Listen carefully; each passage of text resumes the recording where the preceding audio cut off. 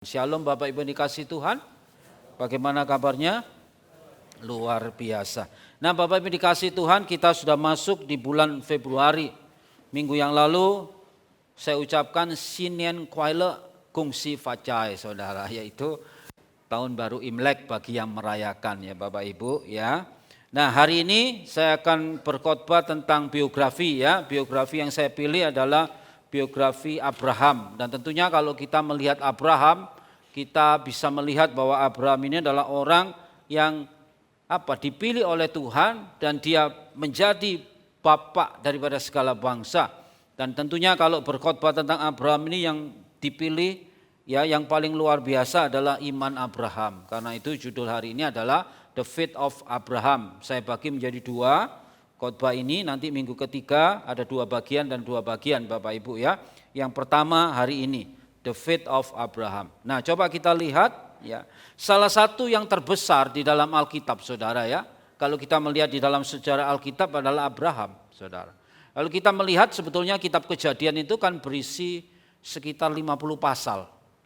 Tapi kitab Kejadian itu menyangkut banyak sekali cerita-cerita saudara. Dari mulai Adam sampai kepada Yusuf. Kemudian di sana setelah Kejadian, Keluaran, Imamat, Bilangan, Ulangan. 4 kitab itu menceritakan tentang perjalanan bangsa Mesir bangsa Israel keluar dari Mesir. Itu semua tentang Musa. Tapi sebetulnya kalau dalam Kejadian itu ceritanya banyak sekali ya. Di dalam Keluaran, Imamat, Bilangan, Ulangan cuma cerita tentang bangsa Israel yang keluar daripada Mesir. Ya. Nah karena itu salah satu yang paling terkenal di dalam kitab Kejadian itu adalah cerita tentang Abraham, saudara ya. Dan Abraham ini dikenal oleh 3 agama yang besar, saya katakan besar ya, karena agama Yahudi, tapi populasinya Yahudi tidak terlalu banyak, saudara. Judaism, kemudian kita melihat Muslim, agama Islam itu besar sekali populasinya, dan selanjutnya adalah Kristen. Kalau kita urut mestinya Yahudi, Kristen, Islam ya, karena yang terakhir adalah Islam saudara.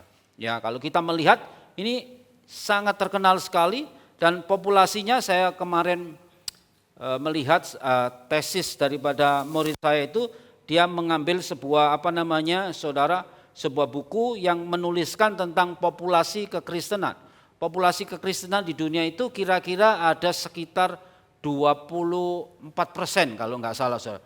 24% itu terdiri dari kira-kira sekitar berapa miliar begitu saudara. Karena yang paling banyak di dunia ini populasinya adalah orang-orang ateis saudara.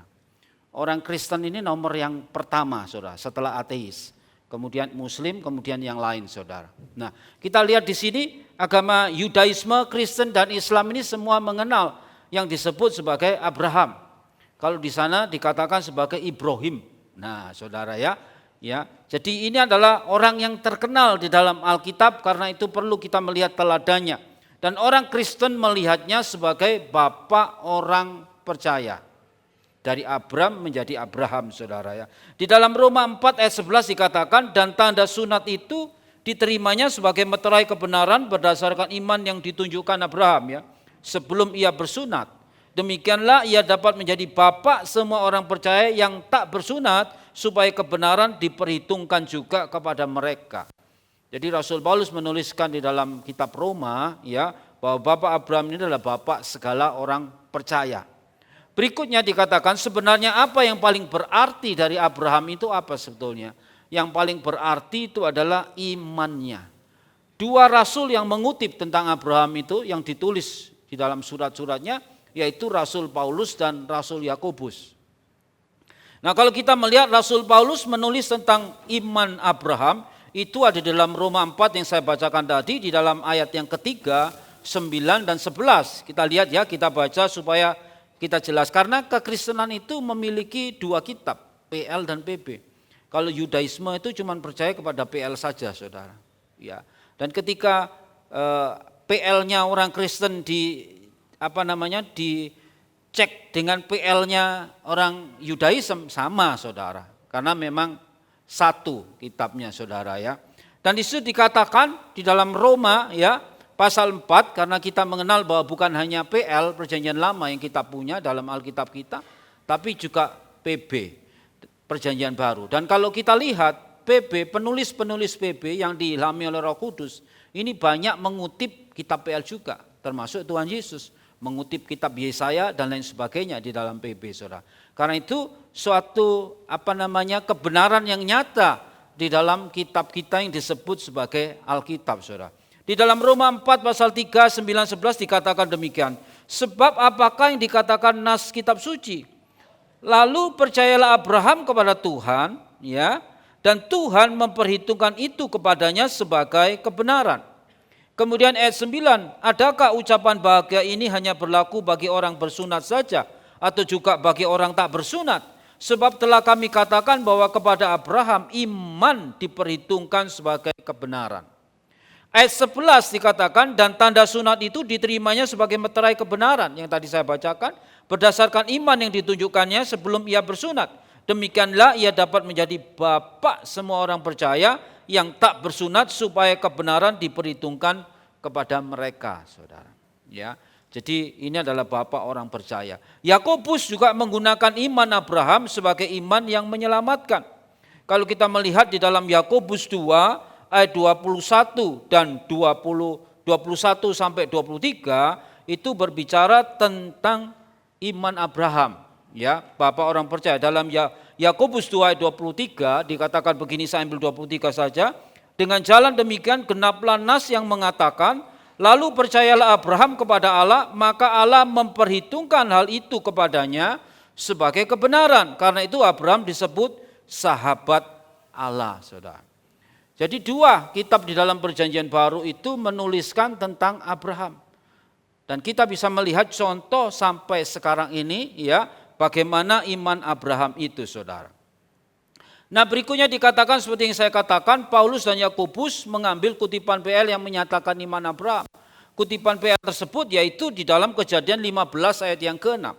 Lalu percayalah Abraham kepada Tuhan, maka Tuhan memperhitungkan hal itu kepadanya sebagai kebenaran, saudara. Nah, ini luar biasa, saudara, tentang iman Abraham ini. Kemudian sekarang pengejawantahannya di dalam kehidupan kita semua. Kita tarik kekiniannya seperti apa, saudara. Kalau dulu Abraham disebut sebagai bapak orang percaya karena imannya yang luar biasa di dalam kehidupannya. Nah, sekarang kita tarik iman yang bagaimana dari Abraham yang menyenangkan Allah. Iman yang bagaimana yang menyenangkan Allah. Apakah kita memiliki iman yang sama dengan iman Abraham? Mari kita lihat dan pelajari iman Abraham. Nah, ada 4 poin sebetulnya. Saya beri saudara hari ini 2 poin, nanti minggu ketiga 2 poin. Iman yang bagaimana yang perlu kita tiru, yang perlu kita ikuti supaya kita memiliki iman seperti Abraham, saudara. Nah, kita lihat yang pertama, iman Abraham itu berdasarkan pewahyuan dari Allah. Saudara tahu pewahyuan itu adalah ketika Allah berbicara kepada seseorang, saudara. Ya, nabi itu mendapatkan wahyu. Karena wahyu itu kalau kita lihat di dalam bahasa Inggrisnya sebetulnya dekat, ya. Profesi itu wahyu, prophet itu orangnya yang menerima wahyu, saudara. Kalau dalam bahasa Indonesia memang agak jauh kata nabi dengan wahyu.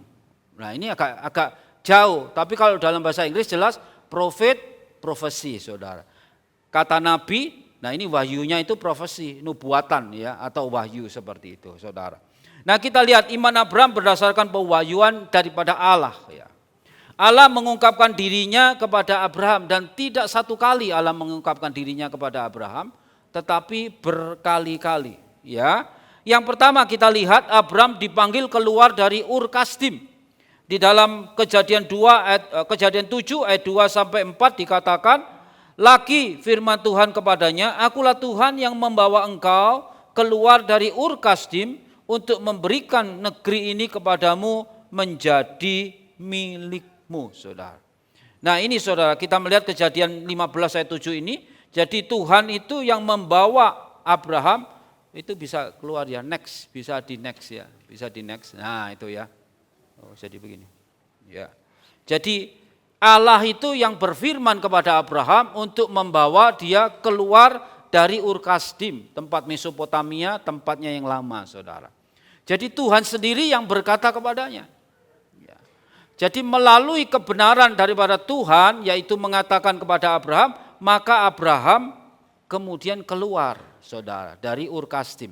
Jadi dia mendengar suruhan itu langsung daripada Tuhan sendiri, makanya disebut sebagai pewahyuan. Stefanus menceritakan juga ketika dia mau dirajam, saudara, ketika dia bersaksi di tengah-tengah orang Yahudi, saudara, dia bercerita urutan begitu, saudara, secara runtut. Di dalam Kisah Rasul 7 ayat 2, Stefanus berkata begini, "Hai saudara-saudara dan bapak-bapak, dengarkanlah. Allah yang maha mulia telah menampakkan dirinya kepada bapak leluhur kita Abraham ketika ia masih di Mesopotamia," tadi disebut sebagai Ur Kasdim, "sebelum ia menetap di Haran." Jadi dari Mesopotamia atau Ur Kasdim itu kemudian dia diminta untuk ke Haran. Kemudian ayat 4 berkata, "Dan berfirman kepadanya, keluarlah dari negerimu dan dari sanak saudaramu dan pergilah ke negeri yang akan kutunjukkan kepadamu." Kemudian Stefanus melanjutkan, "Maka keluarlah ia dari negeri orang Kasdim lalu menetap di Haran. Dan setelah ayahnya meninggal, Allah menyuruh dia pindah dari situ ke tanah tempat kamu diam sekarang," saudara. Jadi iman Abraham ini berdasarkan suruhan atau pewahyuan atau nubuatan daripada Allah sendiri kepada Abraham, saudara. Berikutnya, tidak satu kali saya katakan, di Haran Mesopotamia, ya. Kemudian Allah berfirman lagi di dalam Kejadian 12 ayat 1 sampai 4, "Berfirmanlah Tuhan kepada Abraham, pergilah dari negerimu, dari sanak saudaramu dan pergi ke rumah bapamu itu ke negeri yang akan kutunjukkan kepadamu. Kemudian Tuhan berkata, aku akan membuat engkau menjadi bangsa yang besar dan memberkati engkau serta membuat namamu masyhur dan engkau akan menjadi berkat." Nah saudara, kalau Tuhan yang bicara pasti terjadi kan. Sampai sekarang Abraham namanya masyhur enggak, saudara? Dikenal 3 agama, saudara. Berarti namanya masyhur sesuai dengan pewahyuan atau nubuatan daripada Tuhan kepada Abraham. Ayat 3 mengatakan, aku akan memberkati engkau yang memberkati engkau, ya, aku akan memberkati orang-orang yang memberkati engkau dan mengutuk orang-orang yang mengutuk engkau, dan olehmu semua kaum di muka bumi akan mendapat berkat. Lalu pergilah Abraham seperti yang difirmankan Tuhan kepadanya, dan Lot pun ikut bersama-sama dia. Abraham berumur 75 tahun ketika ia berangkat dari Haran. Dari Ur Kasdim, Mesopotamia ke Haran.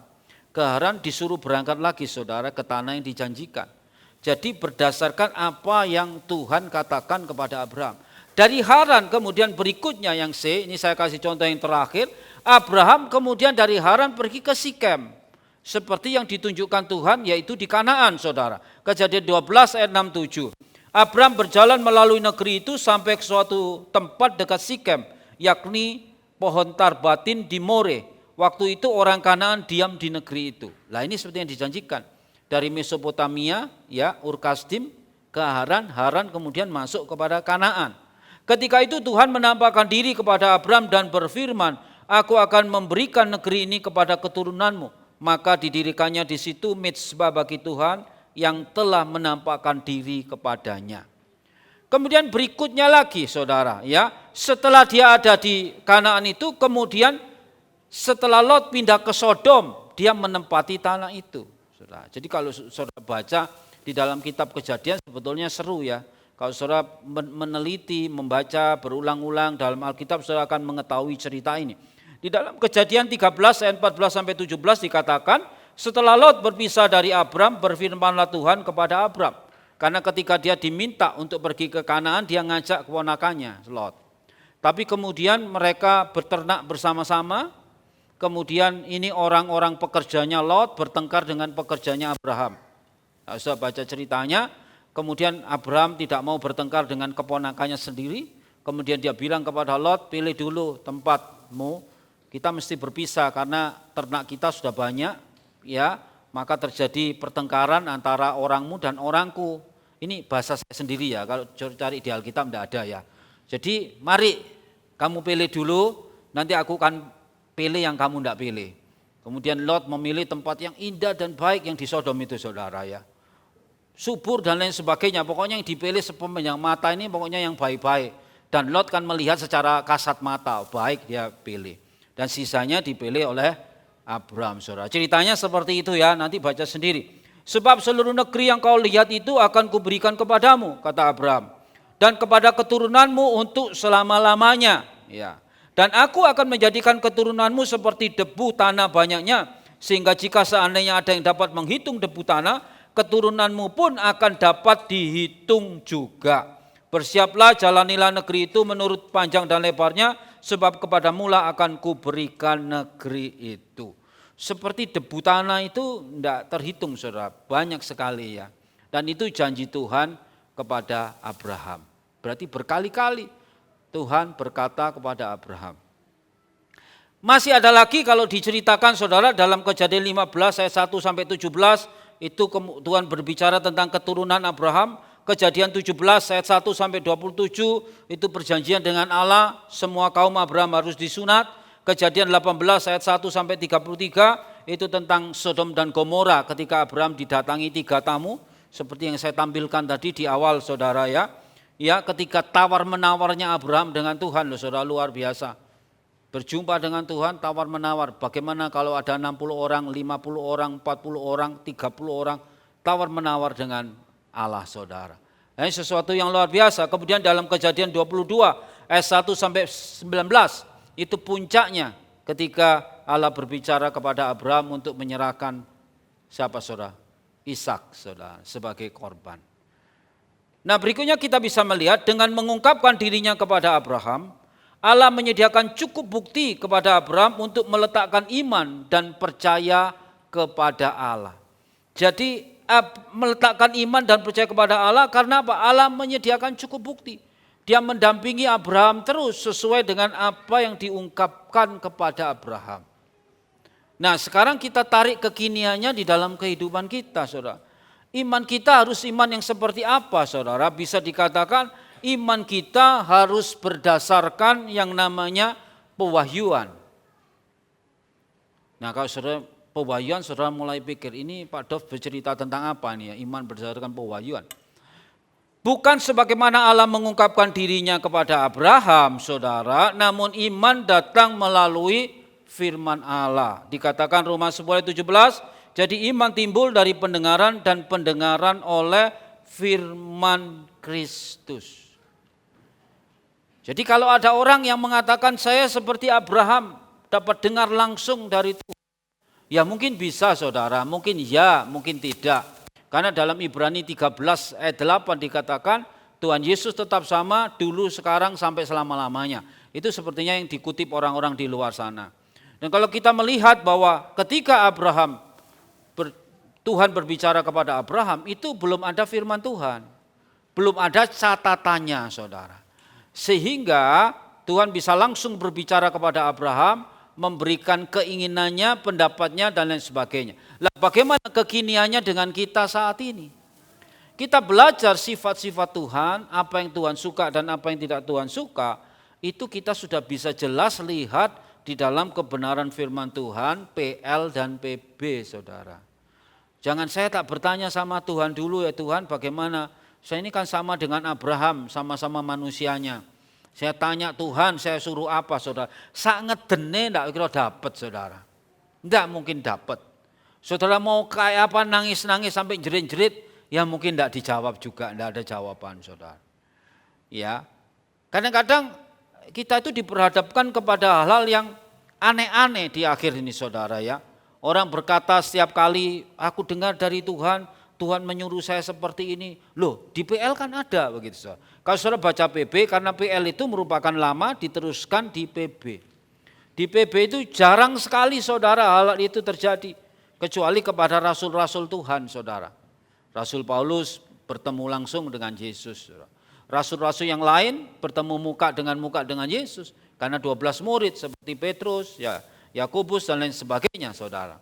Tetapi selebihnya catatan-catatan yang kita lihat bahwa Allah sudah menunjukkan kasih-Nya melalui Yesus Kristus Tuhan. Kalau di dalam PL itu adalah gambaran tentang korban, maka di dalam PB korban itu sudah disediakan melalui Yesus Kristus. Sehingga kita tidak perlu lagi berkorban dan lain sebagainya. Makanya ketika ada orang bicara saya dengar dari Tuhan dan ini dan lain sebagainya, ya kita kembalikan kalau kamu mau di dalam suasana PL, ya suasana PL. Berarti kalau kamu berdosa nanti bawa ke gereja sapi, bawa ke gereja burung, Bawa ke gereja apalagi kambing, domba loh. Sekalian kan saudara kalau mau seperti itu. Karena di dalam PB ini kan sudah berlalu saudara. Artinya kurban itu sudah diberikan melalui Yesus Kristus Tuhan. Dan Alkitab sudah dinyatakan di dalam PL dan PB. Sehingga kita bisa melihat bahwa iman timbul dari pendengaran akan firman Tuhan. Sama, firman Tuhan ini adalah pewahyuan yang dituliskan. Firman Tuhan ini adalah pewahyuan yang tertulis. Mungkin bisa jadi Tuhan tetap sama, bisa menyuruh orang dan lain sebagainya. Saya baca sebuah buku kemarin itu yang menulis adalah Brother Andrew namanya saudara. Dan dia berkata juga bahwa kebenaran firman Tuhan sekarang banyak orang itu yang jarang sekali berdoa dan meminta kepada Tuhan. Kemudian dia menceritakan bahwa ketika zaman Musa itu ketika terjadi kekacauan bangsa Israel murtad daripada Tuhan, kemudian Musa memintakan ampun saudara.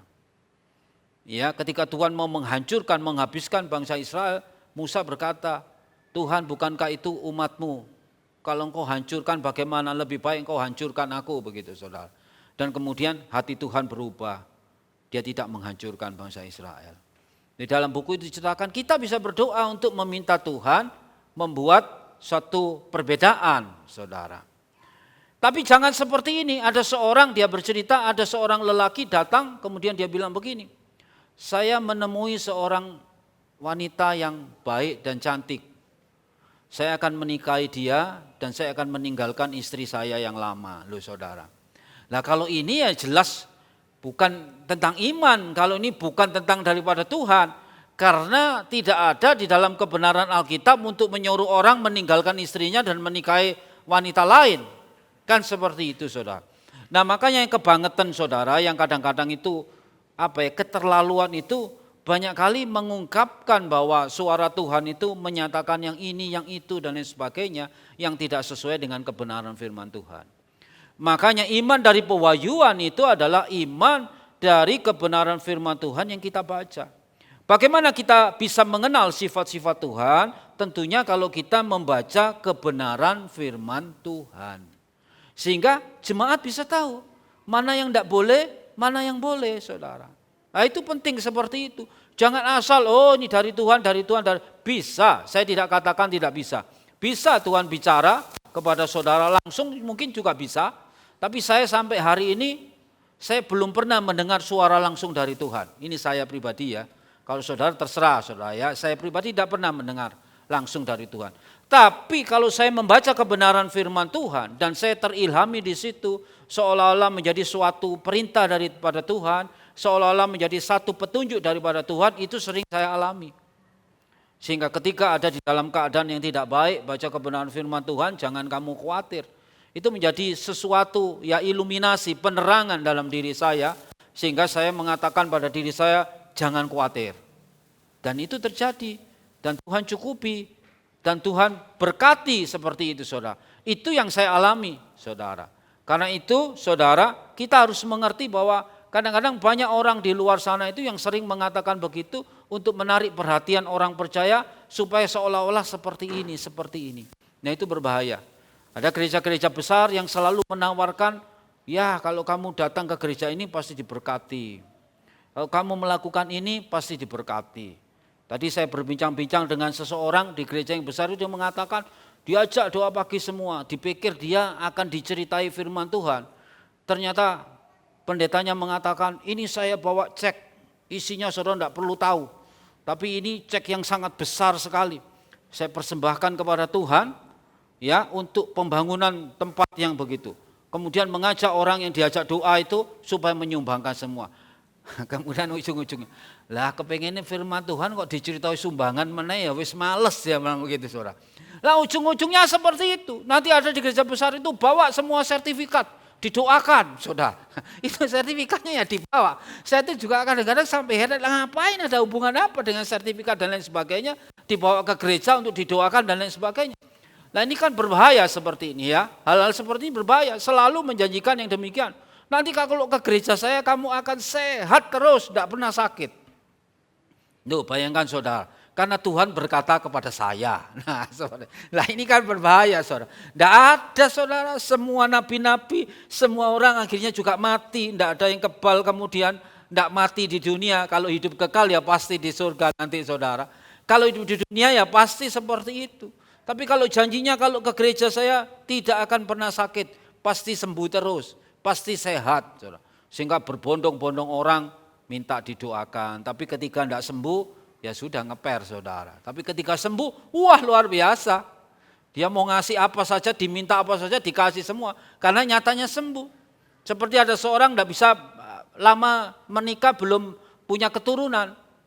Sampai kemana-mana belum punya keturunan. Pergi ke gereja itu didoakan. Sungguhan saudara hamil kemudian punya keturunan. Waduh, dia cinta sampai mati itu sama gembalanya itu.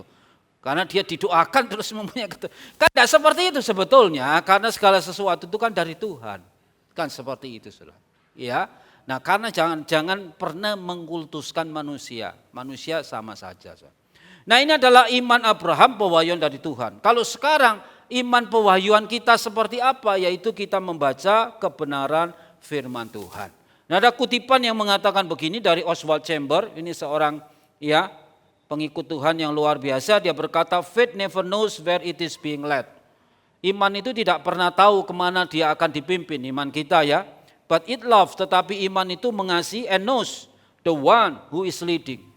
Tapi iman itu mengasihi dan mengetahui, mengenal yang memimpinnya siapa. Demikian juga iman kita tidak tahu Tuhan mau bawa kemana. Tapi kita mengasihi Tuhan dan mengenal Tuhan. Ya, sehingga suatu saat kita dibawa mungkin ke lembaga kelaman, kita bisa naik ke atas lagi, dipimpin terus oleh Tuhan untuk menguji iman kita sehingga kita semakin percaya kepada Tuhan. Itu mungkin saja terjadi demikian, saudara. Kemudian berikutnya ada seorang bernama Corrie ten Boom. Ini pahlawan wanita tentang iman. Karena di zaman Holocaust, saudara, zaman Nazi Jerman, ketika dia memusnahkan orang penduduk Yahudi di Eropa itu, saudara. Ini salah satu yang lolos karena imannya luar biasa di dalam Tuhan, saudara. Dia berkata begini, faith sees the invisible. Iman itu melihat yang tidak kelihatan, believes the unbelievable. Mempercayai yang tidak dipercaya and receives the impossible, saudara. Dan dia menerima yang mustahil. Itu adalah iman. Dia mempercayainya sampai dia keluar. Sehingga dia bisa sampai selamat dan menjadi saksi Kristus yang luar biasa, saudara. Mempercayai bahwa Tuhan itu senantiasa memberikan kekuatan di dalam hidupnya. Abraham sekali dikatakan oleh Tuhan, kamu akan menjadi bapa orang percaya. Keturunanmu akan seperti debu tanah. Dan ketika dia mempercayainya sampai sekarang, saudara, seperti ini. Tuhan tidak pernah ingkar janji, saudara. Nah, berikutnya dikatakan juga iman itu berisi bukti yang membuat kita percaya.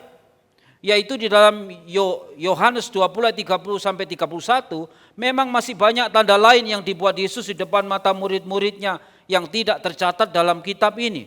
Next ya. Tetapi semua yang tercantum di sini telah dicatat supaya kamu percaya bahwa Yesuslah Mesias Anak Allah dan supaya kamu oleh imanmu memperoleh hidup dalam namanya. Artinya, saudara, semakin kita membaca, semakin Allah membukakan dirinya terutama dalam pribadi Yesus Kristus. Jadi kalau kita tidak baca kebenaran firman Tuhan, apa yang kita dapatkan? Karena Alkitab firman Tuhan itu adalah pewahyuan yang sudah tertulis, nubuatan yang sudah tertulis yang kita mesti baca sehingga kita mempunyai iman. Dikatakan oleh John Piper ini seorang pendeta yang masih hidup sampai sekarang dan banyak menjadi panutan bagi gembala-gembala sidang, saudara. Dia berkata begini, faith begins with a backward look at the cross. Iman itu dimulai dari ketika kita melihat ke belakang kepada salib Kristus.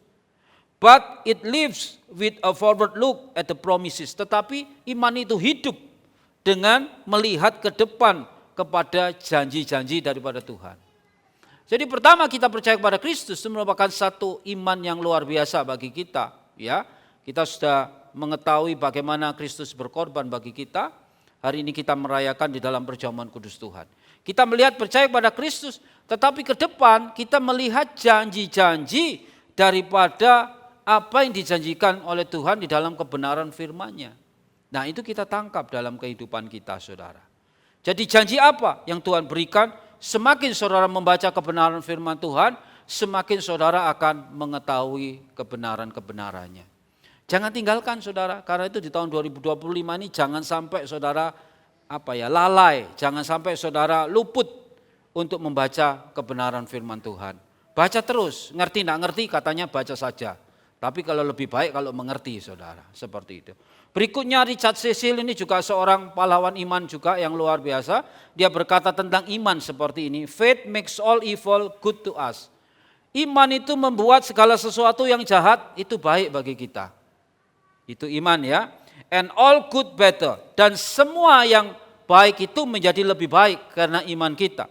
Tapi unbelief, orang yang tidak percaya, makes all good evil. Orang yang tidak percaya itu membuat segala sesuatu yang baik itu jadi jahat. And all evil worse. Dan semua yang jahat itu lebih jahat lagi, lebih jelek lagi. Faith laughs at the shaking of despair. Iman itu tertawa kepada saudara? Goncangan atau goncangan daripada tombak saudara. Unbelief trembles at the shaking of a leaf. Tetapi orang yang tidak percaya itu menjadi gemetar hanya karena daun yang bergerak-gerak itu. Saudara. Tapi kalau iman kita menghadapi tombak pun kita tetap tertawa. Unbelief starves the soul. Orang yang tidak percaya itu kelaparan jiwanya. Tetapi faith, iman finds food in the famine. Iman menemukan makanannya di tengah kelaparan, and a table in the wilderness. Dan meja di tengah padang gurun. In the greatest danger, faith says. Di dalam suatu bahaya yang besar, iman berkata, I have a great God. Aku mempunyai Tuhan yang besar. When outward strength is broken, ketika manusia luar kita ini, kekuatan luar kita ini patah sudah hancur. Faith rests on the promises. Tapi iman itu terus meletakkan dirinya kepada janji-janji Tuhan. Walaupun keadaan kita sudah rasanya kok enggak mampu saudara, tapi kita tetap meletakkan janji-janji kita kepada Tuhan. In the midst of sorrow, di tengah-tengah kesedihan, faith draws the sting out of trouble. Jadi iman itu menarik, menjauhkan semua sengatan daripada setiap permasalahan. And takes out the bitterness from every affliction. Dan mengangkat semua kepahitan dari setiap penderitaan. Seperti Ayub. Bertahan di dalam imannya, walaupun dia menderita, dia tetap terus gandol Tuhan, saudara. Iman berdasarkan pewahyuan. Iman kita juga berdasarkan kebenaran firman Tuhan. Jangan iman berdasarkan dari perkataan orang, saudara.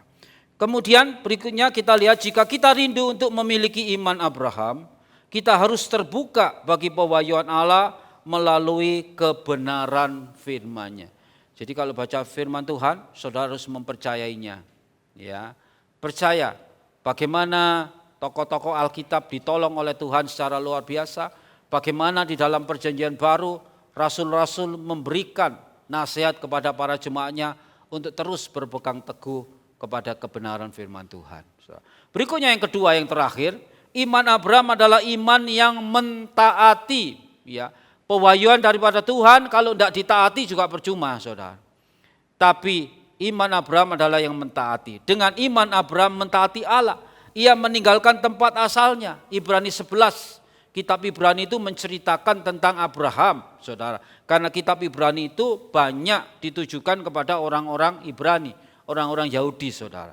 Dia berkata begini, saudara, dalam Ibrani 11 ayat 8. Karena iman Abraham taat ketika ia dipanggil untuk berangkat ke negeri yang akan diterimanya menjadi milik pusakanya.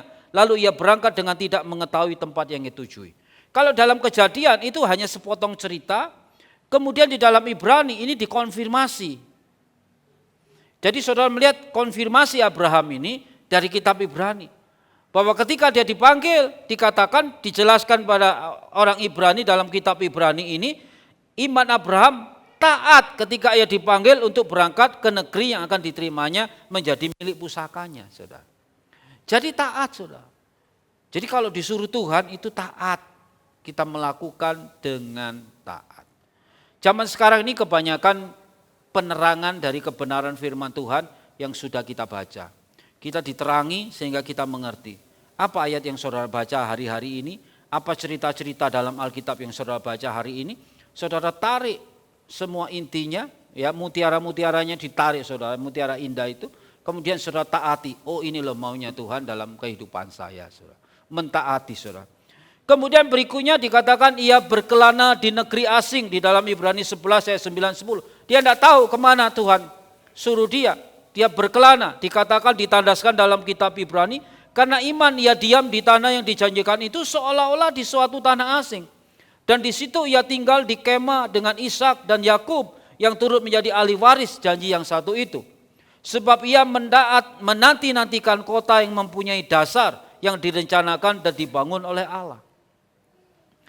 Taat walaupun dia harus berkelana, saudara. Kadang-kadang hidup kita mesti berkelana dari gimana ini ya. Kok begini terus sambil menantikan janji Tuhan, saudara. Berkelana terus. Ya, dalam hidup kita, Tuhan ini bagaimana ya Tuhan, kok seperti ini? Kok belum ada jawaban dan lain sebagainya. Kalau kita melihat, kita taat saja, suatu saat nanti waktunya sampai. Waktu Tuhan pasti yang terbaik, saudara. Karena tetap beriman untuk menaatinya. Kemudian ketaatannya diperlihatkan ketika ia mempersembahkan anaknya Ishak. Itu juga dikonfirmasi di dalam kitab Ibrani, saudara, 11 ayat 17. Karena iman maka Abraham tatkala ia dicobai di sini sebetulnya dites, diuji ya. Mempersembahkan Ishak, ia yang telah menerima janji itu rela mempersembahkan anaknya yang tunggal. Juga dikonfirmasi lagi di dalam Yakobus 2 ayat 21 sampai 24 tadi. Jadi dia betul-betul mentaati apa yang difirmankan, apa yang dikatakan, diwahyukan, dinubuatkan oleh Tuhan dalam hidupnya, saudara. Taat. Nah kita berapa banyak? Pak, saya mesti taat yang mana, Pak? Loh, taat ya kepada kebenaran firman Tuhan. Umpamanya ketika saudara diajak untuk bekerja, tapi bekerja yang ilegal, ya saudara tidak bisa dong. Saudara mesti taat bekerja yang sesuai dengan aturan pemerintah. Kan seperti itu. Ya, karena Alkitab ya kebenarannya adalah kita mensahkan negara-negara yang membuat peraturan, saudara. Kan tidak bisa firman Tuhan ya bisa seperti itu. Apalagi saudara dalam banyak hal, di dalam berumah tangga kita mesti taat kebenaran firman Tuhan. Saya sudah cerita 1-8 tentang keluarga saudara. Bagaimana posisi suami, bagaimana posisi istri, bagaimana tanggung jawab suami, tanggung jawab istri. Nah itu kan sesuai saudara, jadi mentaati kebenaran firman Tuhan. Jangan nanya, oh kerja, oh ya benar ya firmannya ya api, tapi setelah pulang ya lupa lagi. Kemudian berlalunya waktu semakin lupa. Makanya mending kalau pergi ke gereja masih diingatkan. Kalau sudah tidak ke gereja, oh nanti saya lihat YouTube ya tidak apa-apa. Tapi kalau YouTube-nya tiba-tiba sama setan dipelencengkan kepada YouTube yang lain saudara. Maunya sih dengan firman Tuhan. Tapi ketika klik kok kelihatannya bagus ya, terus ke acara lain, lali firman-nya saudara. Tapi kalau ke gereja pasti dapat firman Tuhan. Tapi kadang-kadang setan bisa menutup telinga kita saudara, untuk tidak mendengarkan firman Tuhan. Contohnya bagaimana? Ketika pulang ditanya firman-nya apa? Mbok iki lali aku. Nah, kadang-kadang hal itu bisa terjadi dalam kehidupan kita saudara. Makanya kita mesti terus ya, keep in touch with God saudara. Terus ya mendekat kepada Tuhan. Terus kita mengerti kebenaran firman Tuhan. Nah, berikutnya juga dikatakan iman Abraham bukanlah iman yang mati. Tadi Yakobus 2 ayat 20 sampai 26 itu, melainkan iman yang dinamis yang diekspresikan di dalam ketaatan. Contohnya umpamanya kalau saudara baca Yakobus 2 ayat 20, hai manusia yang bebal, maukah engkau mengakui sekarang bahwa iman tanpa perbuatan adalah iman yang kosong.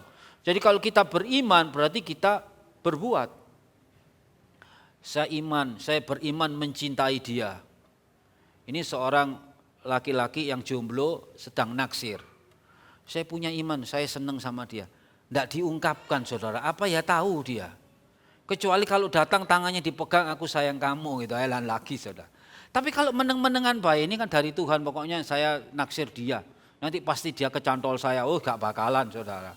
Saudara sak nangis-nangisnya orang kena saudara ya. Nah kemudian pengesawantannya di dalam hidup kita iman yang mentaati seperti apa? Dengan iman kita harus mentaati Allah.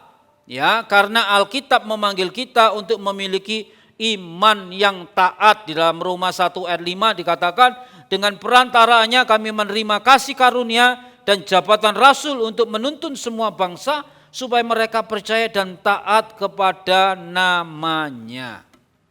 Jadi para rasul dipilih oleh Tuhan menjadi rasul supaya menuntun orang percaya itu taat.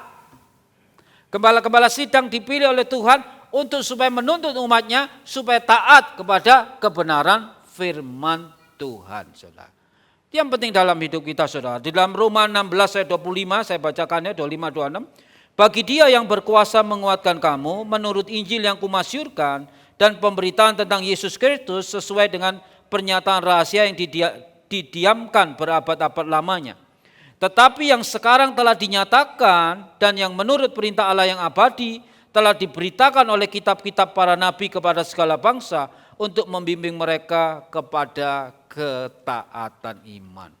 Jadi firman Allah sudah ada di dalam bentuk HP, di dalam bentuk buku, saudara, di dalam bentuk apapun juga, saudara, untuk kita taati dan kita lakukan, saudara. Itu yang penting, saudara, ya.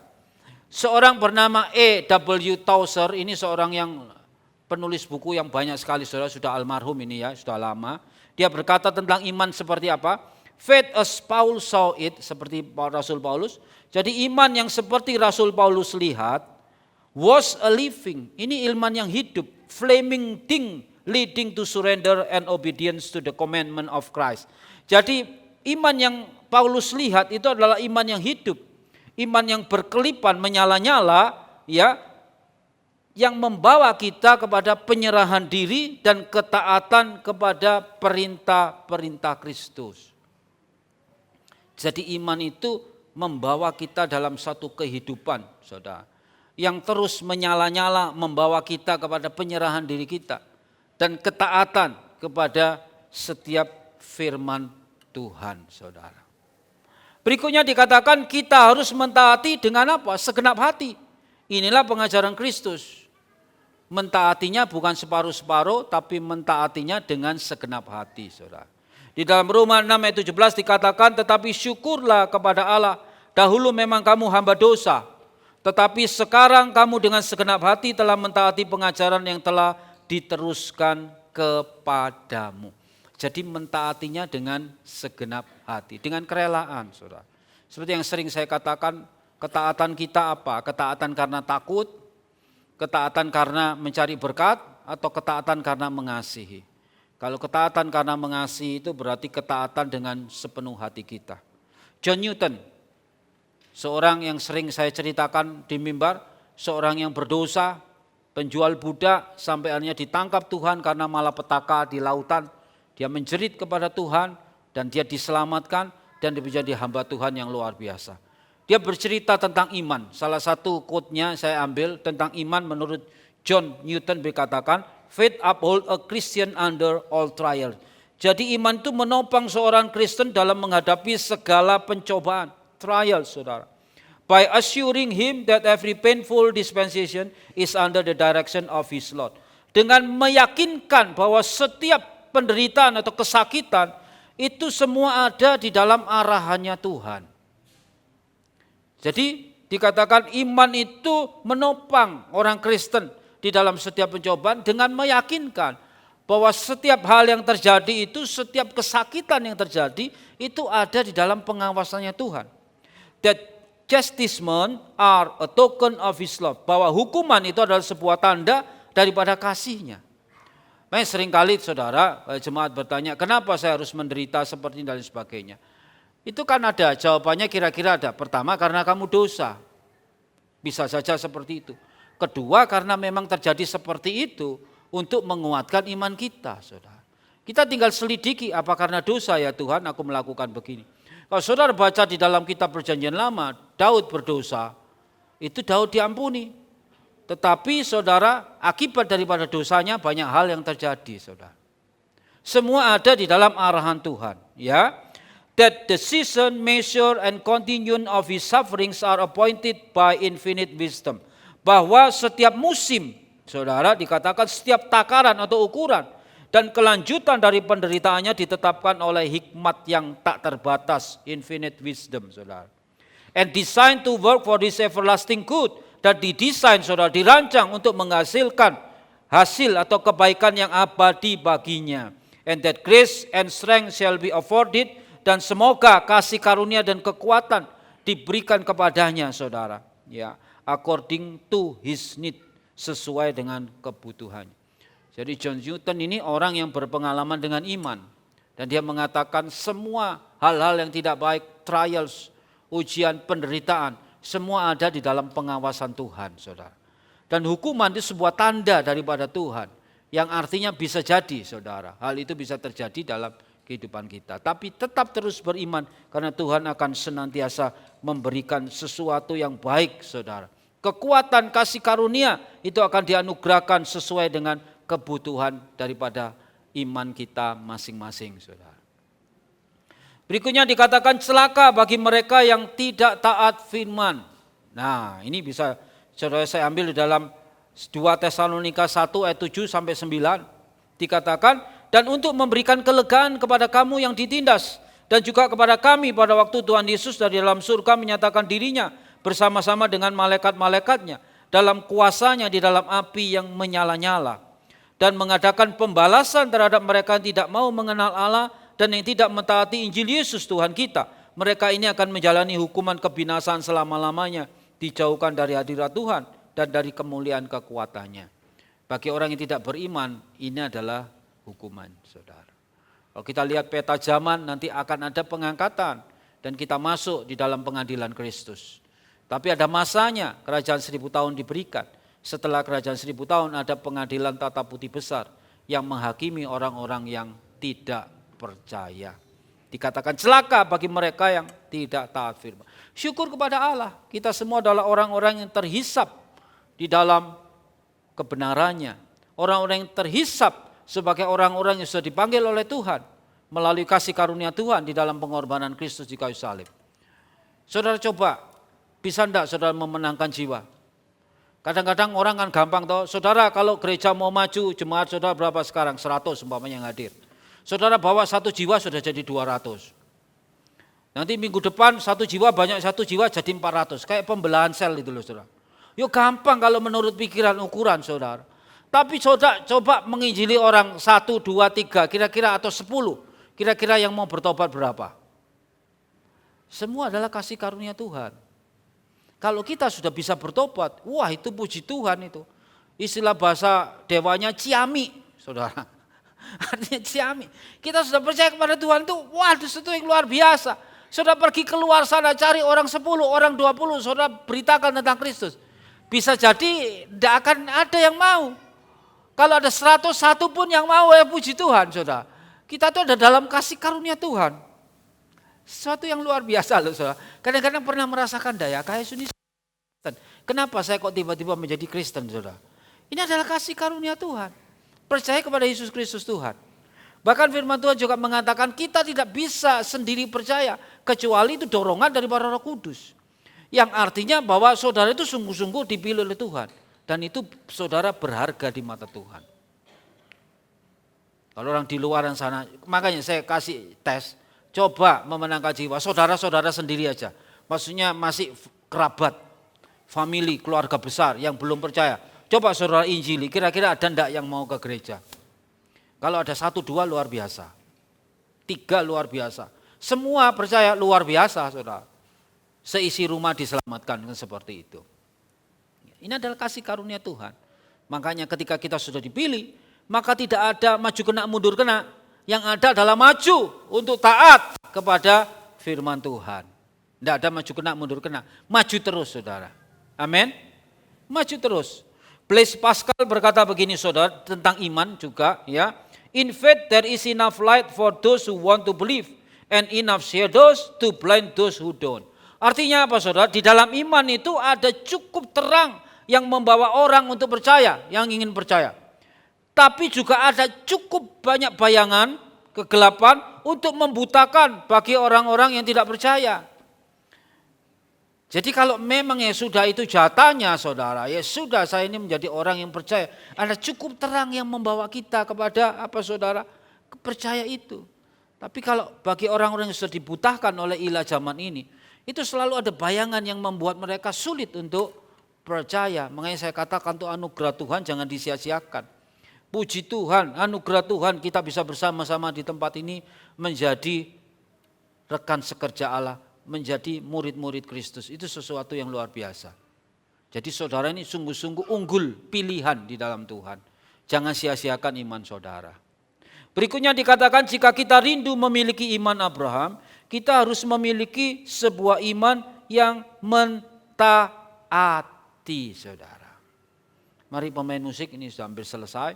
Saya kasih satu kutipan yang terakhir saudara, sebelum kita simpulkan dari Max Lucado. Ini seorang penulis buku tentang kepemimpinan dan seorang hamba Tuhan yang sangat luar biasa lah saudara. Dikatakan begini, dia berkata, faith is not the belief that God will do what you want. Iman itu bukan sebuah kepercayaan bahwa Tuhan itu akan melakukan segala yang kita inginkan. Tapi faith is the belief that God will do what is right. Jadi iman itu adalah percaya bahwa Tuhan akan melakukan yang benar. Jadi bukan semua yang kita inginkan Tuhan lakukan itu iman.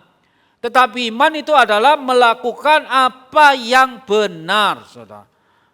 Mungkin saudara bisa merasa, orang-orang merasa, wah aku ikut Tuhan diberkati luar biasa, ini itu dan lain sebagainya. Aku kepengen ini dikasih, aku kepengen ini dikasih, aku kepengen ini dikasih, nanti lihat akhirnya. Karena Tuhan itu hanya ingin melakukan yang benar, bukan yang saudara minta. Di sebuah gereja besar pernah saudara ada sumber dana yang jumlahnya itu ratusan juta bahkan sampai miliaran. Dulu ya di sebuah gereja besar yang saya lihat. Pada akhirnya ternyata apa saudara? Dia tertangkap KPK karena korupsi. Nah terus gimana perpuluhannya? Gerejanya kena enggak? Nanti diselidiki KPK, uang ini mengalir kemana saudara? Oh mengalir ke GBI Ambarawa. GBI Ambarawa. Bukan semua yang kita inginkan yang dituruti Tuhan.